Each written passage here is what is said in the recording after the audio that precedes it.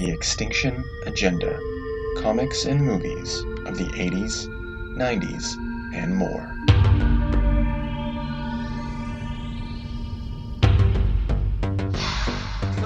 Okay, we gotta wait. Are you recording it? Is this thing Yeah. on? Oh, we we're did live. just now. Yeah. Oh, okay, that's good. There. We returned. Yeah. So, welcome to the X-tinction Agenda, completely different episode edition. Yeah. Today we're covering My Hero Academia, and what issue? Season 2, episode 17, Climax, and we're mashing it with the boys on Prime. Shout out to Bezos. Season 2, episode 7. And yeah, man, this is like this was a request. I asked Chris to I think this is what this came from. Yeah, I was like, okay, I kind of want to talk about superheroes as a thing, and I'm also interested in superheroes like that old fashioned that old canard. You know, superheroes are fascists. And I thought it would be a fun. I wanted to use Spider-Man, but Chris had some ideas, and this is what emerged. Yeah, I happened to just be watching. My daughter got really into My Hero Academia over the Christmas break, and so I was watching it with her and kind of becoming increasingly charmed. And then watching the boys at the same time, and I was like, these are kind of the same show in a weird way. Yeah, and this was an excellent pairing. You know, they're both very much about, and maybe I don't know anything about My Hero Academia, and I got my opinions about the boys TV show, and we can get into all that stuff, but they're both about family. Like, these are just very family centric, you know, like the themes and some of the ideas, like heroes as celebrities, but it's kind of like they're the flip side of each other. Absolutely. Yeah. And that's interesting. You know, that I got a feeling that says something about the world, but I'm not, you know. Yeah. We'll save that to the end. The difference is, I'll just throw this out there right to start. The difference is in My Hero Academia, like 80% of people have some kind of power, and like it might just be a minor thing, like you can see like 2 miles away, or it could be some epic like face melting thing. So there's unequal distribution, but of course in the boys it's like only not the elite, but like powers are a sign of privilege. They're power corrupts. Like, it's like a handful of people have them, and they fucking lord over humanity. Yeah, well, and they come from Disney's /Raytheon. You know, like so that's a very different. I don't know, James. How did you feel about the cartoon? I guess we'll start there. Let's just like go over the cartoon. Yeah. My Hero Academia. It was like, well, I mean, I don't know about you guys, but I was kind of blindsided by this episode. Dude, I definitely was. It came out real hot. You know? Yeah. That fucking weird. I don't know any of the characters' names. But the dude with the like weird eyes and the mask. Yeah, his name is Hero Stain. Killer. Hero Killer. Yeah. Yeah, that's Hero Killer. Yeah. And who's the guy with the mech suit that was like bleeding? Yeah, his name's Ida. At the start of the episode, he has like a katana like through his shoulder because he's paralyzed. Yeah, he's bleeding out. The one of the fire guys is holding down the fort. Everyone else is bitch. And then he finally like bucks up and throws that high-powered mech kick, which was fucking awesome. I actually I stood up. While I was watching it, I was like sitting and watching it on my phone, and I was like, "Yeah, kill him." That's awesome. I don't know, but I know. I fucking love the action in this cartoon. Like, do children watch this? Like, there's like bleeding everywhere. There's fucking. It seemed to. It's more teen, over the top. Teen. Yeah. Okay, I can see. Yeah. This is a TV 14 for sure. Yeah. But the action's hot, man. Like, and it, you know, I say this every time I say it a lot. I wish Western comics were this interesting. You know, I wish actual superhero stories had action like this. When what's his fucking the Endeavor, the fire guy with the fire kin and the angry old dad. You know, like when he fucking heats up his feet and runs along that wall. I was like, that's fucking cool. Oh, that's that was a cool image. Yeah. And, Like, why can't the Human Torch do that shit? Yeah, and why? Like, I don't know. Yeah, that's what I mean. And like, I like those are like, I don't know. That was like an original moment. Like he made everything like molten, and just like ran along the side of the building. It was just like, I don't know. And it just seems like with the mass of the Marvel universe and superhero powers, that like superhero powers became generic all of a sudden. Like people don't make an effort to come up with like, this power can do this. It's unique in this way, and we could showcase it differently maybe than other people have. Like yeah, that's a great point. People done give up, and but not. Is it Kohei Horikoshi? I'm going to go with that. Horikoshi, perhaps is the creator of the manga that this is based off of. I went flipping through the manga. Fucking manga looks great. What kind of volume are we dealing with here on the manga? Volume 7 is what it's derived from. But I mean, like, how many volumes are there in total? So far, there's 25. I think there's something frightening, isn't there? Yeah. The show's only going into season 5, like as of March, but the manga's been around for a while. But yeah, man, this thing is all heart, and it believes, like you guys are saying, it believes in itself. It believes in like heroes in a way that like you just can't do in Western, like for Western audiences. I think like we are so cynical about the idea, but this is just like, yeah, heroes, awesome. But it's Spider-Man, this, like, I know why you picked it. It's just like, it's all about family. It's all about inspiration, like it's the motivation.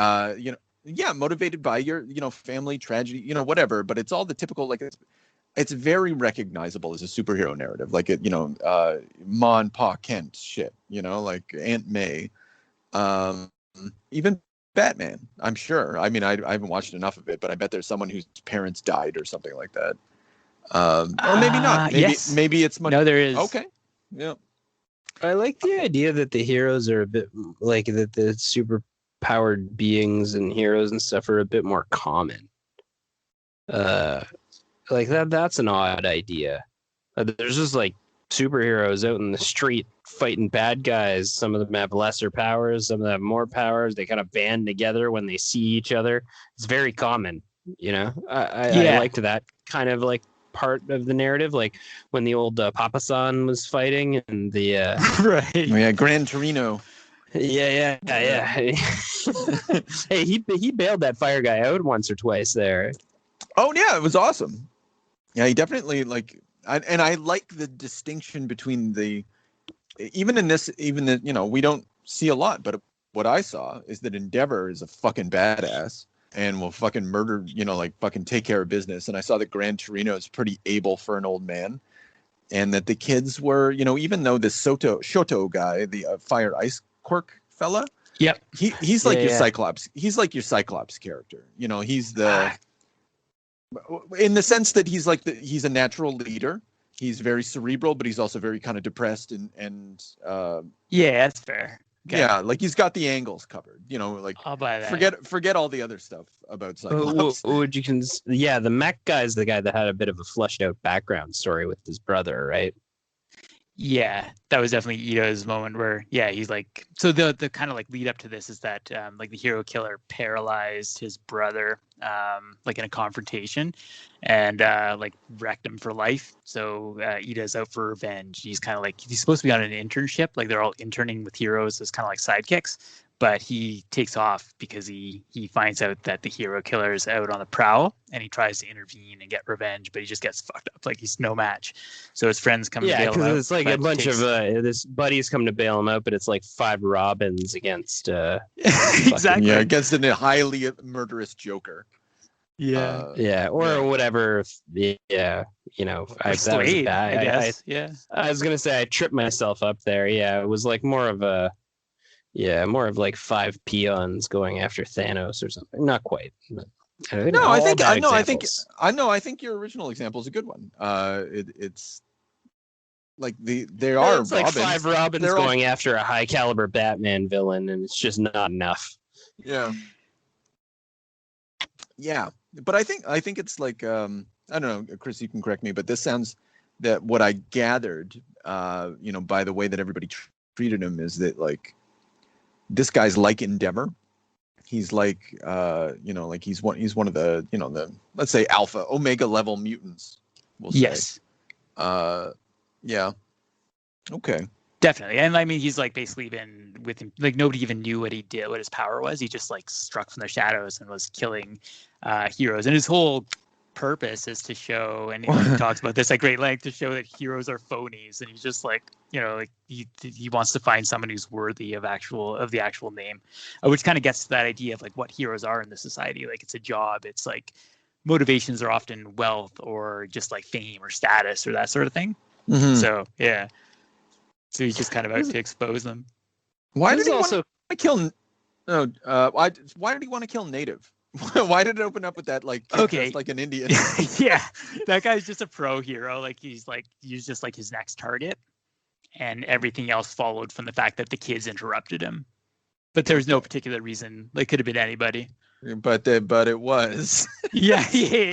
Yeah, it's an interesting. It's just funny. I was like, interesting. Okay. Anyway, James, you were going to say something.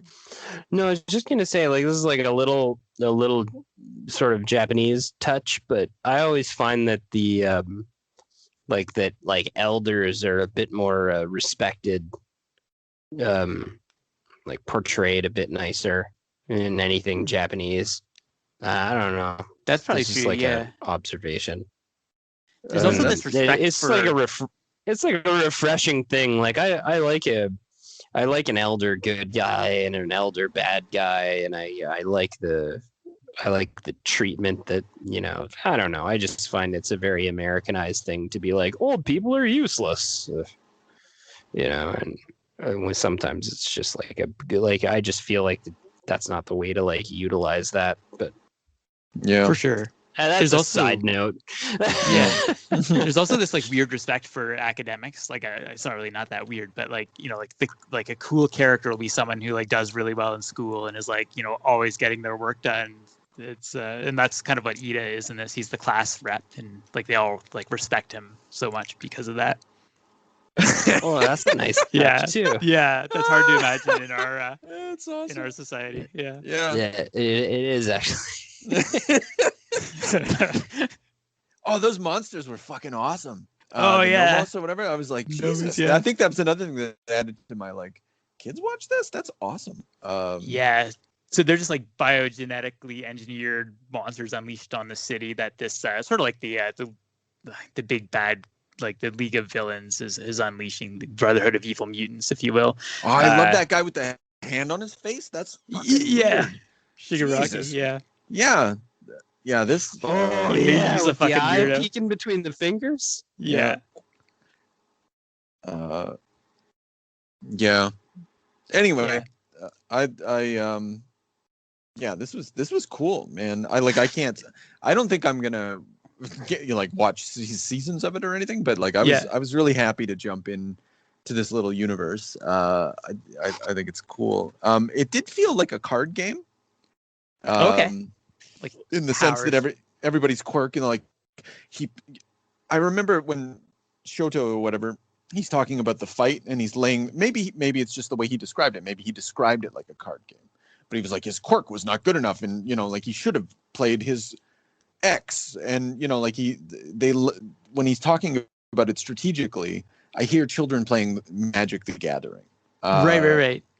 And I one wouldn't be surprised if that is an influence here as well, it's cool how it melds all that stuff. Yeah, I think it could easily lend itself to some kind of a tactical trading card game or a toy lines easily. For sure. It's really cool.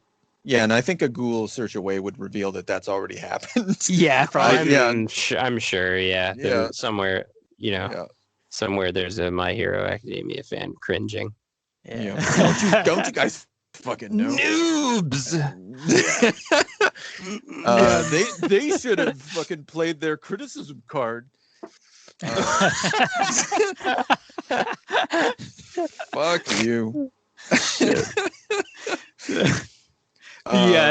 The thing I really love about, so the reason I'm like sticking, like I've gotten really into the series and sticking it out, there's such a like interesting, like say I talked about it has this faith in heroism, but the faith in heroism comes from a place that's almost existentialist. Like it's like heroism, it's like an act of will in this. Like heroes make themselves, and you perform heroic acts either because you made a promise and you have to fulfill it, like despite the odds, or because like the Superman character in this, he basically sees himself as an icon, like he's a symbol of peace. And like if he dies, there'll be a void where like that shows that virtue is basically meaningless. And in fact, the whole the whole goal of the villains, like when they talk about like their plans, they're like, we need to destroy the symbol of peace. They just want to kill the Superman, like they want to kill All Might. And if they do, it's almost like they talk about it like they're going to bomb the Twin Towers or something like that. They're going to take down a symbol and like destroy society. Mm-hmm. Yeah, but then like 3 seasons in, like this show, like this is consistent. Like I'm waiting for it to contradict it, but no, this is how heroism works. Like it's right. Yeah, it's just like, and yet it's obviously a celebrity culture as well. Yes, you know, like it, and that's super interesting. You know, like that Doctor Doom is concerned about attacking the philosophical underpinnings of the narrative. Or the ontology of the narrative, you know, like trying to attack at something deeper than just. Yes, exactly. Yeah. That's super cool. Definitely.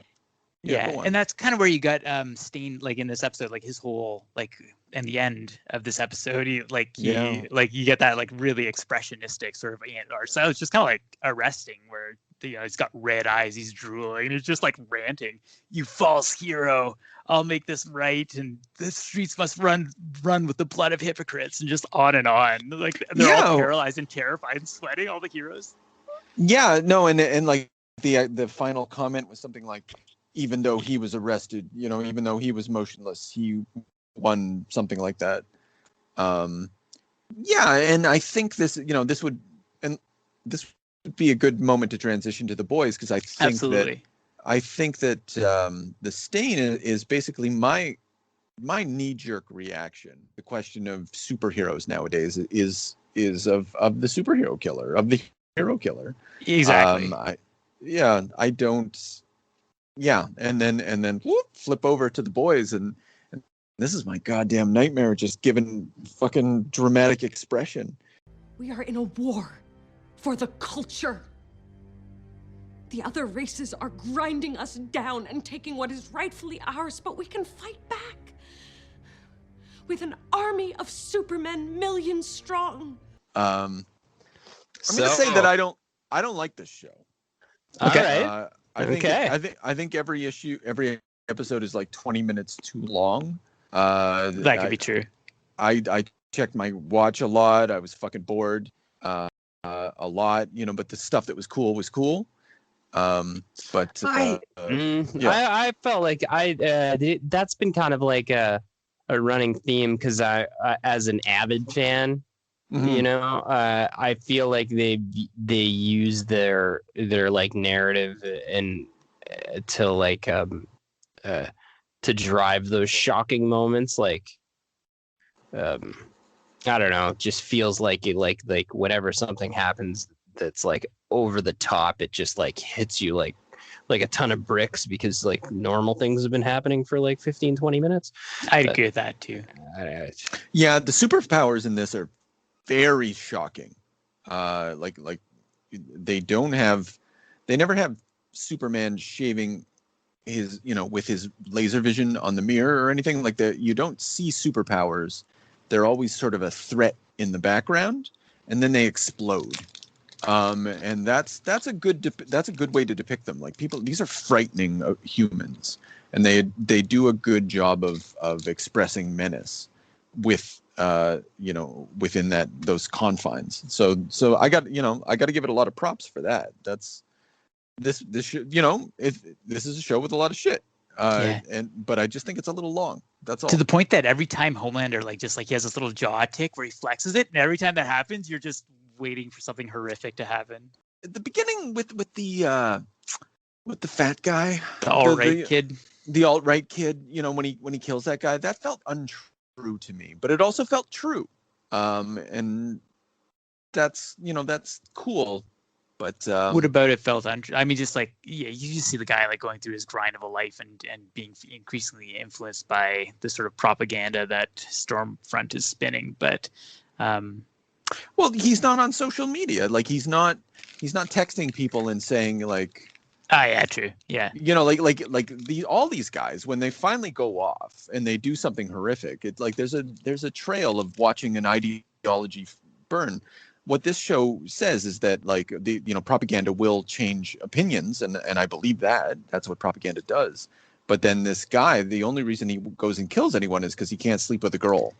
You see it more. You see it more in previous episodes, I think, where like she's actively involved in showing Homelander like how she how to massage messages with memes and stuff like that. So it's implied that he's consuming. Oh no, it's not. It's very clearly shown that he does that. Like he like he's watching it's the same grind. Like it's the same thing the same drumbeat in his ears. I'm just saying, like when these guys go off, there's something on Facebook. Like there's this community that he's built, that these individuals build before they murder someone. It's something that one builds up to with other humans involved, and this really embraces that lone wolf murder, he's just crazy. He's just, couldn't submitted to propaganda, but it's always more active than that. Do you mean like you have kind of a problem with that portrayal of it? Yeah, I think it's untrue. Do you feel like if you're gonna portray that like alt-right mindset that they sort of missed the marker? I think so. And that's like they have got it. They have got it right. Well, yeah, and I think that sort of like what they were going for too is the same thing that like Garth Ennis's writing kind of goes for, and that's that like it's sort of he's looking for the blunt force reaction. Like he wants to hit you with the baseball bat, shoot the Indian guy in the face at the corner store. I want people to be like, oh fuck, like have their stomachs turn. No, that's kind of his thing. I don't know. That's fair. I'm not even sure that was in his narrative of this. Like, no, it's not. It's strictly them. The show developers. Them. In this case, it's Craig Rosenberg is the You're writer. Turning on the showrunner quick. Eh? Yeah. No, I don't. Like it's Seth Rogen, right? Yeah. Okay. Yeah, he's fine. Yeah, he's just an executive producer, though, isn't he? Yeah, I think he's like. Yeah, but I think he has some sway in terms of. Well, so who's in charge of all of this? Like, I want to talk to the manager. I think it might be. Is it Evan Goldberg? He's like the. I wasn't prepared to answer questions like this, man. Oh, but that's fine. No, it doesn't require it. I just like. I'm not actually going after the showrunners or anything. Right. I just like go after the writer. Craig Rosenberg is the writer. Like he came up with the scenario. I like what it has to say about propaganda. I think that part's true. Yeah, for sure. Like the constant immersion within an ecosphere in which, like fear. Like that's real. But I'm just saying it's incomplete. And Stormfront's speech is great, where she's like, "And no one condones this shooting, but remember how this used to be a beautiful country. Remember?" Mm-hmm. It's like that's still going back to like the appeal to nostalgia. Like it's total Trumpism. Well, it's meant to evoke for sure. Make us safe again. All that, make America safe again. Yeah. They really go out of their way. They just like smear it with a bunch of like. But it's so on point too. And they want to give like a compound V to police and military. They talk about in like in the next episode. It's just right. Yeah. Just have a beautiful future. Yeah. I meant that ironically. Sorry. Yeah. we killed them all. Yeah. Did you enjoy the lamplighter there, James? Oh my goodness. Yeah, that's we talking about like watching the porn? We just I mean that too. That was real classy. Poor fucking Huey. So this show never misses an opportunity to make its political message known, but also as vulgarly as possible. Absolutely. But I mean, like, I like that this show took the metaphor of the cuck as far as it's going to go, and just like really dramatized it. You want to be the person who fucks or the person who, or the cuck, Yeah. Like, we're going to be the one who fucks the wife. Yeah. It's just like with consensual, and it's like, and they make it funny and like it. I like that. I think that's funny. That's super. But again, it just plays as anti-Trump, and fine. There's plenty of room in the world for anti-Trumpist media. There's precious little of it. But it is cartoonishly anti-Trump and anti-alt-right. Yeah, but I mean, like, isn't the whole fun of the, like, I think part of this is that, like, I don't know if you experienced this because this was kind of your first, like, I know soiree into the show itself. Second. I watched the first episode and I've watched this. Oh, okay. But I think that the big thing with this actual show is that they're trying to make, like, I don't know, things are just like they're trying to come off the page. Like, you can't come right off Garth's pages. It's too nasty. It's too vulgar. But they're trying to bring those moments, into your living room in a way that, like, still, like, leaves your jaw on the floor. And I think they achieve that a lot. Oh, it's a huge success of that. Like, I've never seen the things that they show if you were sitting with me in an editing room, I'd be like, you can't do that. Like, I don't like people aren't going to want to see that. That's not going to be funny. Yeah. Well, I think you're that's probably not going to hit. That's not going to hit, but they just go ahead and do it. And that's like part of the porn scene. And... Oh, yeah. Yeah. Should have made your wife come, snowflake cuck.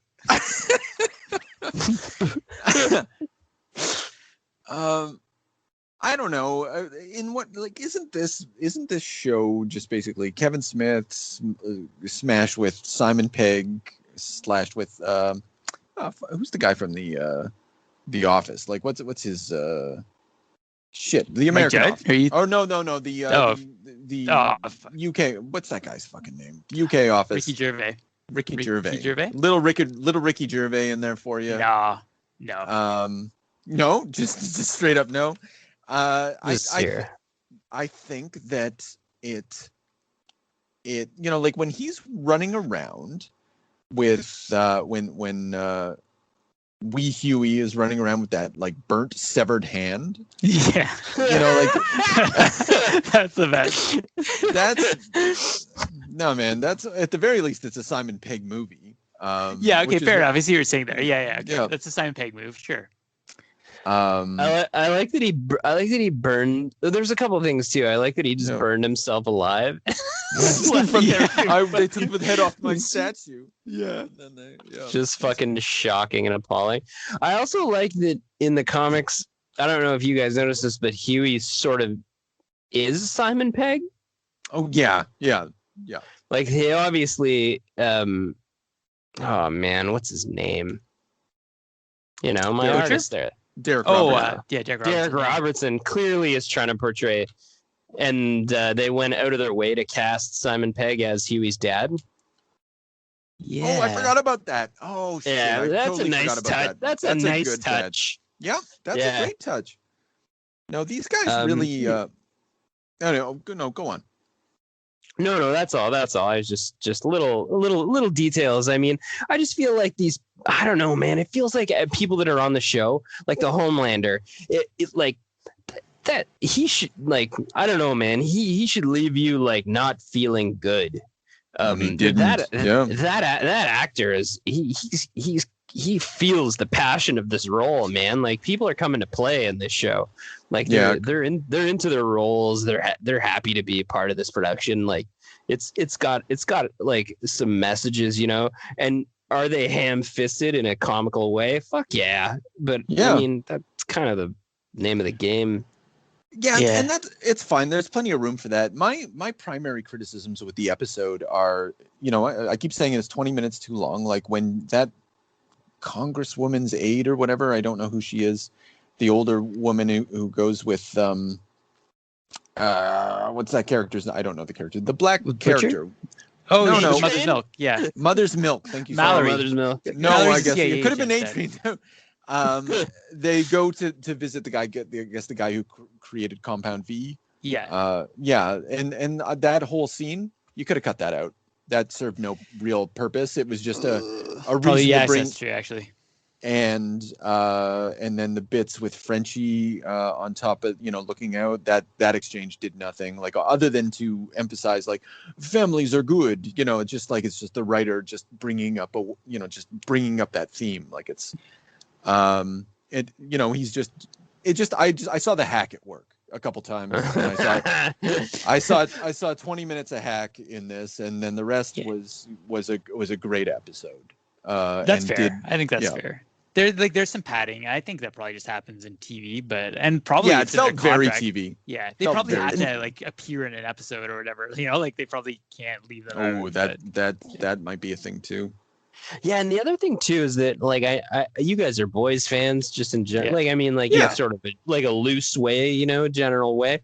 But I don't know if you noticed this, but the Garth's comic books are aggressive and grimy in a way that really don't translate to TV at all. No, that's true. Like, to be able to get anything out of that series. Butcher is a monster. Yeah. And like a visceral like a nightmare. And these guys, these showrunners, they're making the show, and they want Garth's splatter moments. They want his comedic like anti-right narrative. They want all this fucking good shit. But then they also have to try to humanize these characters in a way that, like, is palatable for, like, somebody's girlfriend to sit down with them and watch this show and get something out of it. Yes. And I feel like that's probably a huge fucking challenge. Yeah, they do a great job with it too. They do, and that's been a consistent thing too. And I noticed it right away in the first season, about 3 or 4 episodes in. I'm like, they've made a lot of adjustments to make the characters like a little more human. Yeah. And on that point, actually, with like Queen Maeve's moment in this, where she has like the fight with her girlfriend, and like her girlfriend leaves because she finds out she let that kid die on the plane. But then like her PR, sort of Vought PR person comes in, and she's Poundstone or whatever. Yeah. she's with a guy, and she freaks out. That's not lesbian. That's not on brand. So even their sexuality is part of a game of like a spin. Like it says you're America's second favorite lesbian couple.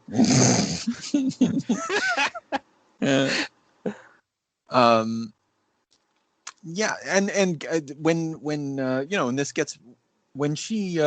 during the breakup, she's so pale, and she's in her like Clark Kent clothes or whatever, and her girlfriend's just like, I can't, now that I know who you are, your secret identity, I can't, and I'm sorry. And she fucking throws that table across the room. Yeah, it's scary. Yeah. But that's like some falling down violence. Like that's the sort of like that explosive toxic masculinity bullshit. But it comes through the powers.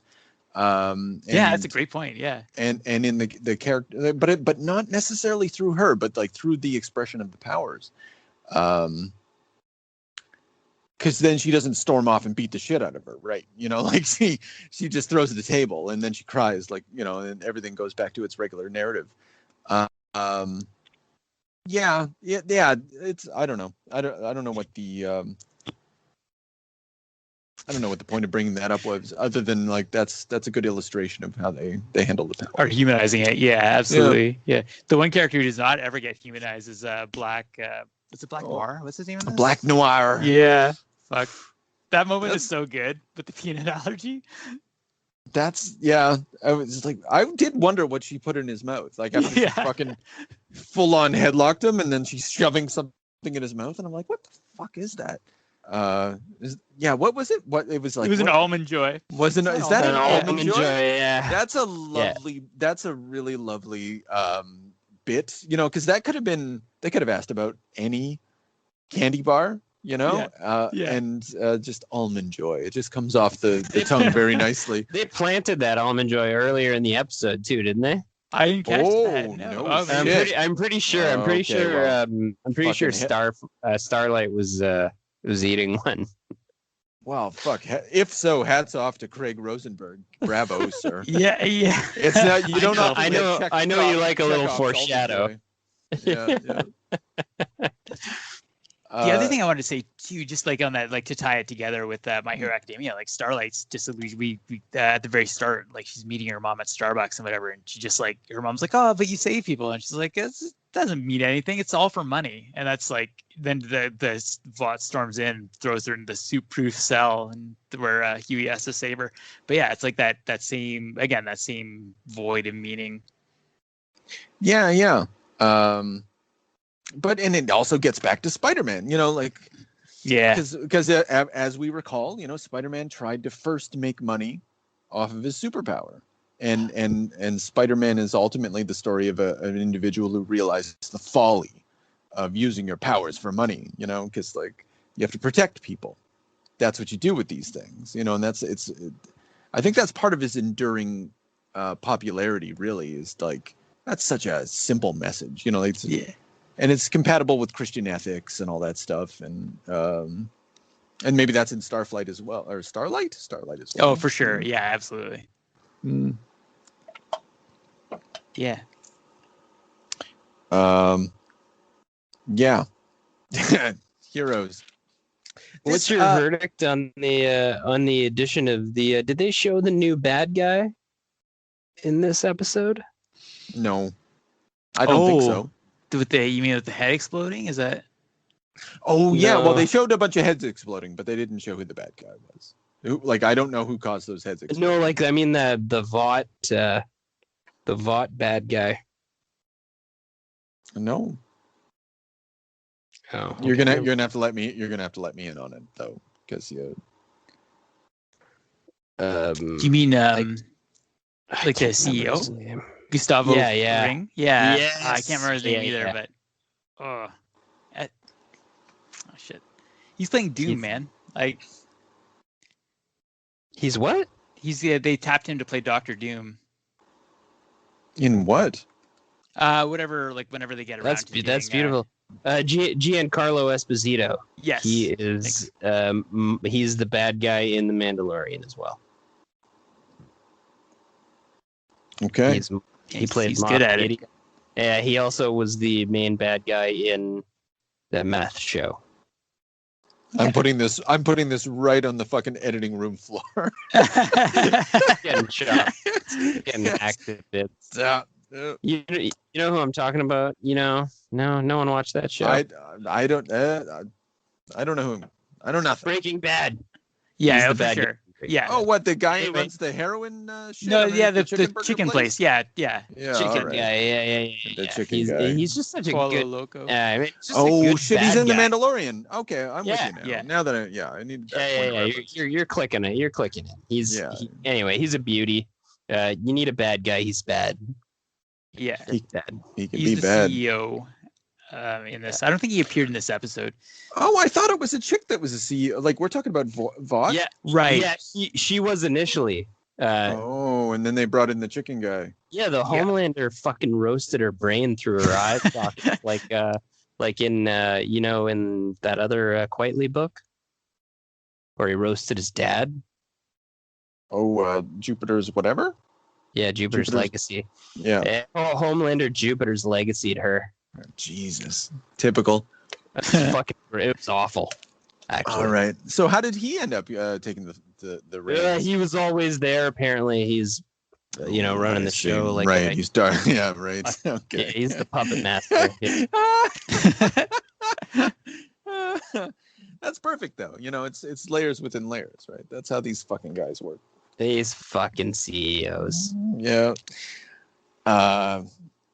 Yeah. You're not gonna get any good content out of that. The last one. No, I can salvage that. That's fine. That's good. Yeah, I don't know. So playing these superheroes as like explicitly fascist individuals, like really ties it, like it's obviously making a statement, our superhero is fascist. And I'm curious about the relationship to that, because obviously the show posits in a way that like when Disney teams up with Raytheon, the answer is yes. And so Butcher's relationship to that position is, I don't know if it's interesting. Like, it's, I don't know. It feels like in this story, does, like, Huey obviously has sort of superpowers, right? Like he's tough. He's got some compound V powers. No, in this show, they have not yet given them compound V. So they're like, so Butcher doesn't die there? No, only Kimiko does. Oh my goodness. They kind of found her. She's like an experiment. I went through watching this whole episode thinking that they all had the superpowers. Yeah. No, they're holding on by a thread here. I think I think next season they'll probably somehow get them, but that's really weird. And then we're gonna see them like beat the shit out of Soups and rip their hearts out, blah blah blah, all that stuff we want to see. Exactly. Yeah, that's a smart move. Because it was a weird decision on Garth's part, but also satisfying when he. It's a slow. I think it's probably a slow play. Yeah. Keeping all Garth's weird shit in the little hand basket for next season. Yeah, it's blowing up for them. Like it's one of the hottest shows. They're tinkering with Butcher, the bad guy, though now more. What are they making him like a kind of nice? Because like he's the villain of. No, they're they started villainizing him pretty hard this season. Yeah, it doesn't take much. It doesn't. He turned it around a little bit in the final episode, but he's still on track. Well, everybody more when he threatened to kill everybody's children and their families, and he's just like with the tea and whatnot. I was like, okay, that's the Butcher I know. Like that's him. That's always been him, and that's he's a villain. He's clearly a villain. And they clearly like they toyed more with the Homelander being like sort of a victim of his circumstances. Like they're kind of like they're doing that sort of juxtaposition. Butcher's the bad guy, sort of. But he also is abused, and this gets back to like Superman, Spider-Man, like. It's like for this story and for the narrative in general about heroes, like it seems to be, at least on television, about families and heroism emerges from families. And it got me in mind of an interview that I had heard with I looked this up again at Martin Schuster's. He's got a book called New Television, and he watches The Wire, he watches a bunch of shows, Justified, and he posits that the family, I little quote, exploring family as last sight of political possibility. And man, that's definitely what's going on with The Boys. Like it's like all political options are closed, and at least according to this episode, let's say the thesis of this episode is to like cling to the family. Family is where you come from. Family is what you are. Family that is what's important in these mad times. Get out of here. Like when Mother's Milk is getting the advice, she's like, you should get out of here. All that matters is family. And he's like, no, I got to stay. I think that's interesting. That both of these episodes that you've chosen, kind of resonate with that. And we haven't. It's Homelander like is at the same time trying to steal like his son, which again wasn't in the comics at all, but like shows up a Stormfront to like take the son away from Butcher's wife / the kid's mother. Yeah, and watching that happen is horrifying. Yeah, because it's so tense. Yeah, exactly. Like, very uncomfortable. Yeah. He's like, oh God. Yeah, and I was like, is he gonna kill the wife? And he still has to like. He's so powerful, but you see him like having a regular, like I don't know, like divorcee interaction with her. Yeah. But from a position of like a careless power. Because he doesn't really care. Like he's not negotiating. He's kind of like operating. You kind of see his head kind of tilted as he talks to her. Like go on. She's an annoyance because like if he just kills her, then the kid's gonna be mad at him. So and that's inconvenient. Yeah, and he's also mad. He's fucking mad. He's crazy. Yeah. But at the same time, see. Like, what's with that neighborhood? Like, he says that he flew the kid around the neighborhood and it was all fake. Oh, no, that's true. The kid is, like, growing up in some sort of like a Truman Show sort of like scenario. Yeah, like a compound with like FBI agent says fake neighbors type of shit. Right, just to keep them in line. Interesting. Yeah. His reaction's a little extreme, but I understand it. I can maybe he might have cried a little bit before he hated his mom, but did they you didn't get to kind of see a lot of the surrounding stuff that they're building to go. No, I didn't really need to, like it was all there. Yeah. I thought that was very competent. I never felt lost in the story. Getting a little more of Stormfront would have been good because like she's explicitly has been around since the Nazi era, like was a Nazi. Yeah, they did previously on The Boys, and it showed. Right. Okay. Yeah. Did they show her like punch that girl's dad in the face? Oh shit! Right. They just showed her in a Nazi uniform. It was really like all I needed. Oh god, yeah. She was like. She was dressed up as like a previous superhero or whatever, and she just like stops this guy in his car, and this little girl's in the back seat, and her dad gets out of the car, and he's black, and she just explodes his face with a punch, just leaves him to die on his car. Like goodness. Really, just no punches pulled, literally. Yeah. It was and the girl like revisits that with Starlight earlier in the series or whatever. Right. That's when you first get the sense that, holy shit, this chick's fucked up. But I almost picked the next episode because it's a season finale. It has a lot of great stuff in it. But specifically, there's a part where Stormfront says, people love what I had to say. They believe in it. They just don't like the word Nazi. And I thought that's like such a... Oh, that's so true. So true. Yeah, exactly. Yeah. Holy fuck. So true for the current moment. Shit like that. Yeah. Fuck. Depressing. Yikes. Yeah, and like that's fun. Like, and I was thinking about their I saw their Twitter. I don't give a fuck about Twitter, but I'm going to bring up Twitter. They put out a tweet, and it was very it was droll. They had like, if you like The Boys, click whatever, and if you like The Seven, click whatever, and then if you clicked whatever, it said fuck you.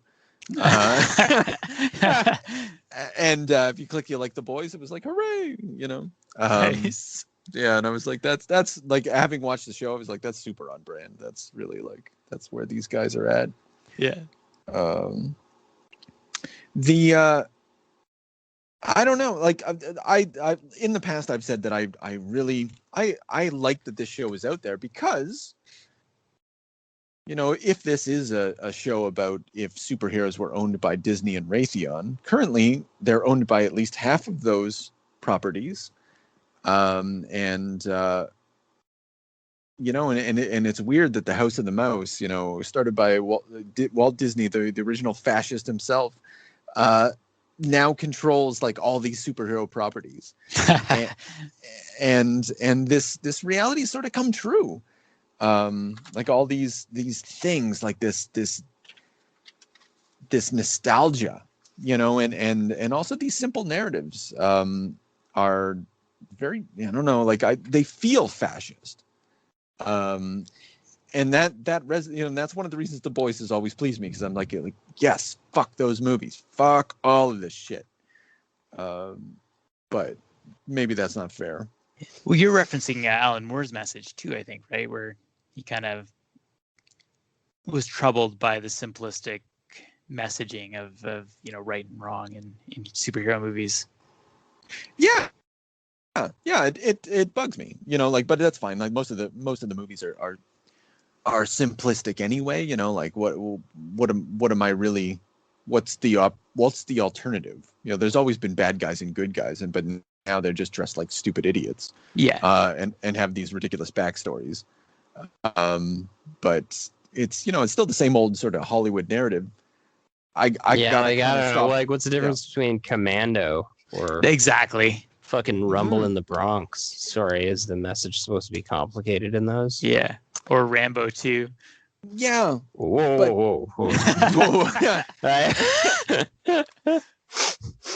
First Blood Part 2.